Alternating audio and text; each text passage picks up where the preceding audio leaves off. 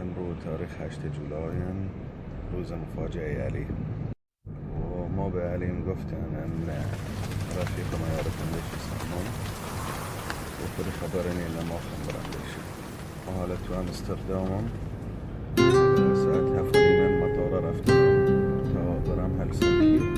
رسیدیم مالا مطار امستردام علی وارد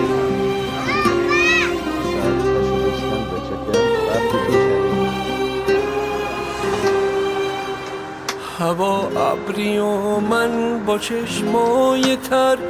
دوباره بدون تو میرم سفر شبیه یه تصویر بی حس و حال دوباره بدون تو میرم شما با من حسرت پرس تو اسکله کنار تو با کمترین فاصله با من عادت غرق دریا شدم به عشق تو تو دل جا شدم رسیدم على مطار هلسنکی کدوم ساحل دنج پهلوی تو بشینم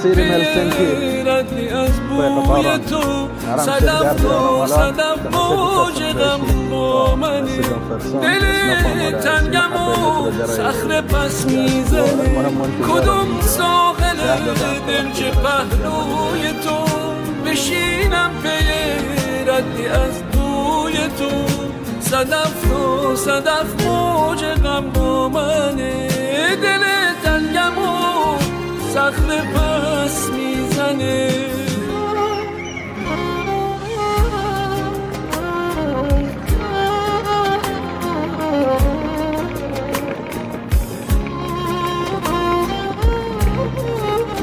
الحلو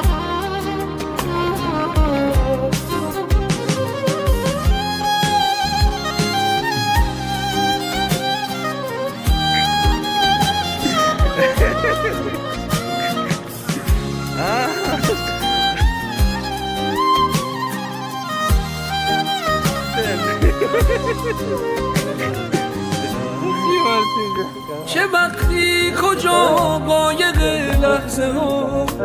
منو میبره تا رسیدن به ما شمال و غروب و معمای تو کدوم روز خوب تماشای تو امان از نم جاده و بغض من میبارم برای سبکتر شدم کدوم ساغر دنج پهلوی تو بشینم به ردی از بوی تو صدف و صدف موج غم با منی دل تنگم و صخره بس